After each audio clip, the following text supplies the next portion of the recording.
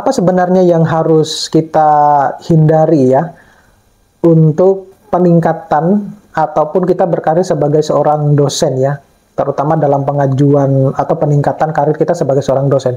Tetap stay tune di channel saya, kita bahas ini lebih dalam.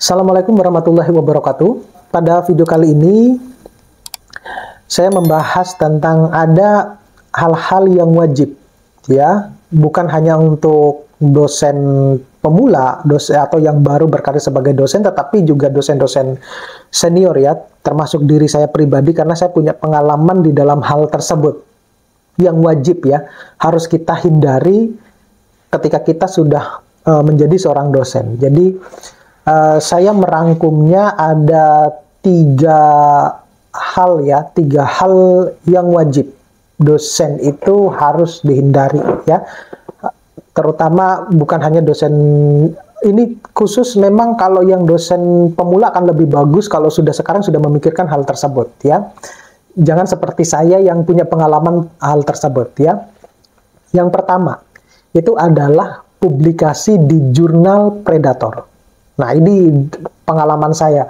Jauh sebelum saya memahami lingkup jurnal internasional, ya, meskipun sampai saat ini pun saya masih belajar, ya, terutama bagaimana kita menganalisis beberapa jurnal, apakah ini jurnal predator, kemudian kita juga menganalisis apakah jurnal ini bisa dipakai untuk syarat kenaikan jabatan fungsional, karena yang Bapak Ibu perlu ketahui bahwa setelah saya mendalami PAK itu ya, ada beberapa, meskipun itu adalah jurnal internasional, tetapi ada beberapa jurnal yang meskipun itu terindeks Scopus, masuk di data Web of Science ya, tetapi kalau misalnya publishernya itu adalah publisher yang ESGI ya, ESGI Emerging Social Science Index gitu ya. Nah, itu ternyata ya tetap bisa diajukan, nilainya tetap ada, tetapi kumnya sama dengan jurnal nasional terakreditasi.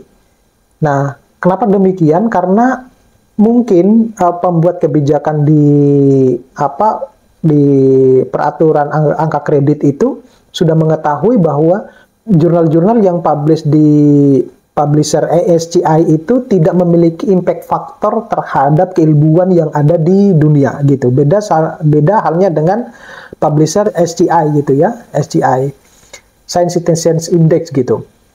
Nah, pengalaman saya sebelum saya jauh mendalami ilmu jurnal internasional itu, apakah ini jurnal predator, pada akhirnya ada dua jurnal internasional saya itu, yang dua-duanya adalah jurnal Scopus ya. Awalnya fine-fine aja gitu, fine-fine aja. Beberapa tahun itu ya masih dalam lingkup Scopus dan bukan discontinue gitu ya. Tetapi setelah beberapa tahun kemudian, ternyata dua jurnal saya ini didiscontinue sama Scopus. Nah, itu yang menjadi perhatian buat dosen-dosen bahwa hindari publikasi-publikasi di jurnal predator. Jurnal saya itu bukan jurnal predator, tetapi sayangnya sudah discontinue di Scopus. Dampaknya kenapa? Dampaknya apa dampaknya yang paling jelas itu adalah ke Google Scholar saya. Jadi karena itu sudah discontinue oleh Scopus, sehingga jumlah sitasiannya yang akan mensitasi jurnal tersebut itu sudah menjadi berkurang, bahkan tidak ada sama sekali. Jadi sudah stagnan di jumlah sitasian, sudah beberapa tahun ini, sudah 2 tahun ini tidak ada lagi yang mensitasi jurnal tersebut gitu. Meskipun itu bukan termasuk di dalam jurnal predator, tetapi sudah didiscontinue oleh Scopus gitu. Itu yang paling mencolok yang saya dapatkan di H-index Google saya. Kemudian yang kedua itu yang harus wajib dihindari itu adalah menulis buku referensi tetapi belum punya penelitian yang cukup. Ini khusus untuk dosen-dosen yang baru berkarir sebagai seorang dosen. Gitu. Kenapa demikian? Karena menulis buku referensi itu juga ada ininya, ada apa pelatihannya ya. Kayak saya dulu mengikuti pelatihan penulisan jurnal, penulisan buku referensi dan buku ajar gitu. Yang pada akhirnya pada waktu itu untuk yang buku ajar itu saya mendapatkan hibah buku ajar. Enak tuh dapat buku hibah buku ajar, itu hanya cuma nulis buku, tiba-tiba diajukan, udah keluar gitu.